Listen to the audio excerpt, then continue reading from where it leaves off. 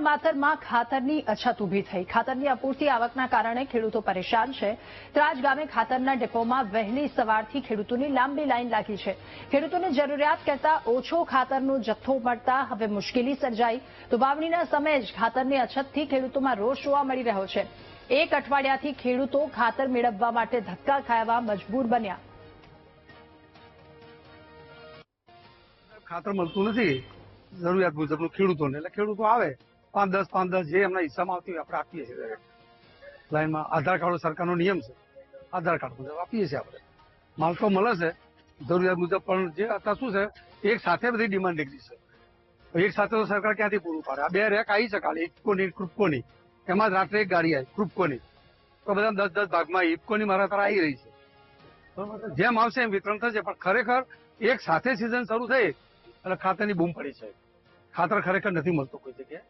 અમારા ગામમાં એક સાથે રોપણી થઈ ગઈ છે, કારણ કે અમારા અહીંયા કેનાલો અને તલાવ છે 7-8 જેવા, તો બધું એક સાથે રોપણી વાવેતર થવાના કારણે અત્યારે ગંભીર અમારો પ્રશ્ન છે કે ભાઈ યુરિયા ખાતર અમારી પાસે છે નહીં, એટલે સરકારને એ માંગ છે કે ભાઈ અત્યારે યુરિયા ખાતરની અમારે જરૂર હોવાથી એટલે એમને તાત્કાલિક રીતે અમને યુરિયા ખાતર પૂરું પાડો।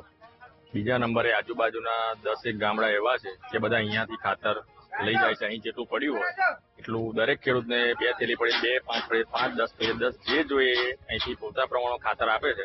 તો અહીંયા આ ડેપો ઉપર થોડું વધુ પ્રમાણમાં અહીંયા વધારીને આપે તો આજુબાજુના ખેડૂતો જે છે એ લોકોને આ સમસ્યાનો બહુ સામનો કરવો પડે છે, કરવો ના પડે। ખાતરની પોઝિશન અત્યારે બહુ ખરાબ છે અને અમે ત્યાં ખેડૂતોને તો અત્યારે મરવાના દાડા હોય એવું છે, કારણ કે માંડ અમે ઉનાળાથી અહીંયા પહોંચ્યા છે। હવે પાણી આવ્યું, તળાવો ભરેલા છે, વરસાદ આવે છે, હવે ડાંગરની રોપણી કરવાની છે, તો ખાતરની ફૂલ અછત છે અને ખાતર વગર હવે પાક જીવંત રહે એમ બિલકુલ કોઈ શક્ય જ નહીં અને વારંવાર અછત સર્જાય છે।